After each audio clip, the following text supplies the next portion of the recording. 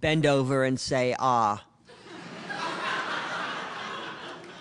Before coming to France, my worst nightmare was that something would go wrong and I'd be forced to visit a doctor. This fear had nothing to do with the state of French medicine in particular. Call me squeamish, but I didn't want to couple extreme physical pain with what even the kindest doctor would identify as a considerable language barrier. On the best of days, I talked not unlike Yoda, the donkey-eared gnome from the Dagobah system. Were someone to needlessly remove both of my kidneys, chances are that I would have accidentally instructed him to do so. I'd have no one but myself to blame, and that bothered me. Another fear had to do with money. The last time I'd visited a New York doctor, it had cost me $225 just to limp through the door. The spot diagnosis of housewife's knee had cost me another $150. And the anti-inflammatories had set me back even further. Shortly after moving into my Paris apartment, I noticed a leak in the bathroom and phoned the landlord to say, "The toilet, she cry much of the time."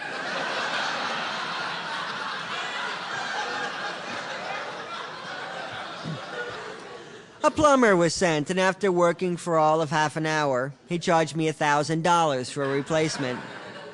In New York, I could have gotten that same toilet for $300. Based on the price of a relatively minor plumbing problem, I figured that a Paris doctor would cost at least 3 times the price of a New York doctor. In order to pay the bill, I'd have to write a check, which would involve having to correctly spell a series of very high numbers. My fear of tumors is nothing compared to my fear of spelling, and so I made it a point to avoid plagues and try to remain as healthy as possible. Given all my assorted little phobias, it is unfortunate that my move to France coincided with what appears to be the systematic physical breakdown of my body. It started with my teeth, which I'd always hoped might eventually improve on their own.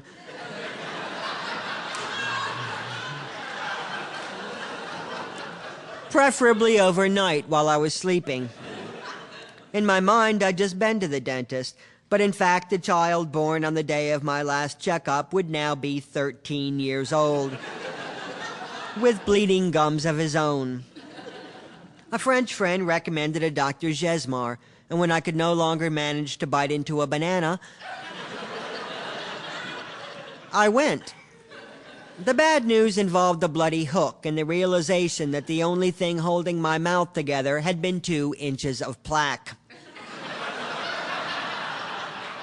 The good news was that my 45 minutes in the chair wound up costing the equivalent of $40, which is a great price for close to an hour of unrelenting pain. The first time I visited Dr. Gesmar, he went along and did most of the talking. The second and third time I went alone and found that I did a fine job all by myself. I told her that when I had 15 years I had worn a fence in my mouth. And then I continued, effectively asking such hard-hitting questions as, if a tooth budges today, can he live in my mouth tomorrow? And are mine the most sick teeth you have seen in a lifetime? The dentist laughed at my second question, saying, "Don't be silly. You've got the worst gums I've seen in years, but the teeth themselves are strong and healthy." After my third visit, she set me up with a periodontist named Dr. Geeg and told me she'll be happy to cap whichever teeth he allows me to keep. My visits to the dentist left me confident enough to make an appointment with an eye doctor. "From the time I had 5 years, I have worn of myself some glasses," I told him. Then, when I had 20 years, I said, "Enough of this. I am tired of something living all the time upon my nose." The doctor looked at his watch as I nattered on, explaining that after many years of lazy eyes, I was now ready to enter the door of good seeing. How do you think about that now? I got a new pair of glasses and am still adjusting to all the subtle things I've been missing all these years. Things like the expressions of disgust that traditionally cross people's faces when they discover that they're talking to an idiot. When I'd finished with the eye doctor, I made an appointment at a hospital specializing in dermatology and another word I couldn't quite make out. A word that turned out to mean venereal disease. I went hoping to have a harmless growth removed from beneath my left eye and was confused when the doctor instructed me to remove all of my clothing and lie naked upon the table.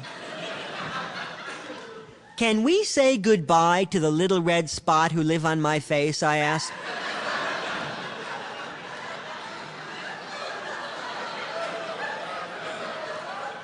After examining me for syphilis and searching for missing children in my rectum, the doctor removed a mole from my leg and handed me a bill for $25. "Can we please say goodbye to the little red spot who live on my face?" I asked the receptionist. The woman made a follow-up appointment where, for another $25, a surgeon removed the growth from beneath my left eye and performed a biopsy on the ugly brown splotch that's taking over my nose. It was simple. I considered having a colonoscopy just for the fun of it. But it turned out that my next medical procedure was an unscheduled trip to the emergency room, where I learned the word for kidney stone. The one time I'd gone to a New York emergency room, I'd waited for close to 3 hours. Here in Paris, there was no line at all, and 5 minutes after my arrival, I was in a private room, enjoying an IV of glucose and Demerol. An attractive male nurse wrapped me in a blanket and wheeled me down to the radiology lab, where, floating high above the pain, I watched an episode of Charlie's Angels dubbed into French. When, at my request, this same male nurse brought me an ashtray, I knew that there was no real reason to ever return to the United States.